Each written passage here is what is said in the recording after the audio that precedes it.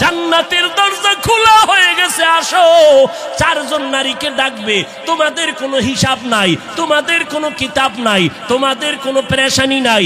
জান্নাতের 8টা দরওয়াজা, সব দরজা দিয়া ডাকবে, আসো। জান্নাতের হুর তোমাদের জন্য অপেক্ষা করতেছে, জান্নাতের বিছানা তোমাদের জন্য রেডি। কেন তুমি সূর্যের গরম জানো না লাগে? কারণ সূর্যের গরম লাগলে মাথার মগজগুলো টাস টাস করে ফেটে যাবে, একটা সেকেন্ডের আযাব সইতে পারবা না। আসো, কোনো হিসাব নাই, জান্নাতের 8টা দরজা খোলা, কোন দরজা দিয়ে ঢুকবা? আসো। ও এলাকার মা বোনেরা, 4জন নারীকে জান্নাতের 8টা দরজা ডাকবে, এর মধ্যে একজন নারী হবেন আমার নবীর কলিজার বিবি। 2 জন স্বামী বিদায়ের পরে বিধবা 40 বছরের নারী খাদিজা রাদিয়াল্লাহু তাআলা আনহা। ওই খাদিজা ডাক দিয়ে কয়, ও নবী, আপনার হাতের কালেমার মুসলমান আমি একজন হয়ে গেলাম। নবী এবার কান্না বন্ধ করে বের হয়ে গেলেন। আর আমার দুঃখ নাই, আমার খুঁটি যখন মজবুত হয়ে গেল, আমার ঘরের চৌকাঠ যখন মজবুত হয়ে গেল, এখন আমি দাওয়াতে নেমে গেলাম।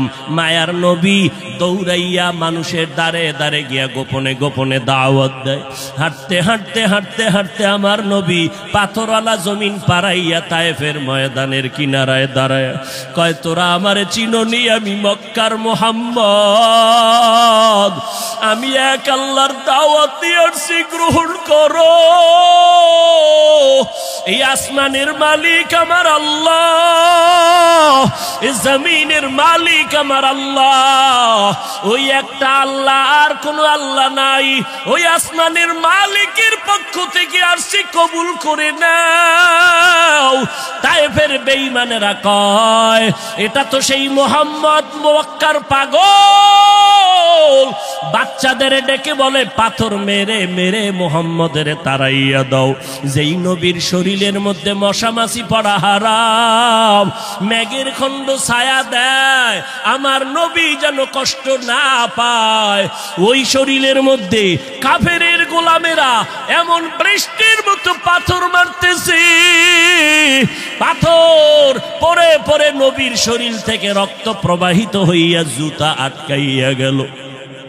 মায়ার নবী কান্না করেন, আর কদম বাড়াইয়া বাড়াইয়া মক্কার দিকে রওনা হলে। আবার যত দূর যায়, আবার তায়েফের জমিনের দিকে তাকায়, আর আমার মায়ার নবী চোখের পানি ছেড়ে কান্না করে, আর বলে, উদয়ার মালিক, তুমি একটু এদের দিলে রহম দাও।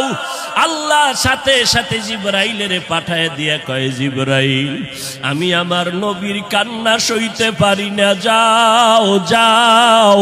মুসা নবী আমার আশেক, ঈসা নবী আমার আশেক, ইব্রাহিম আমার আশেক, আর আমি আল্লাহ নিজে মুহাম্মদের আশেক। আমার নবীর কান্না সইতে পারি না, জলদি করে যাও রে জিবরাইল। নবীর অনুমতি নিয়া তায়েফের জমিন উল্টাইয়া তায়েফের মানুষগুলো ধ্বংস করে দাও।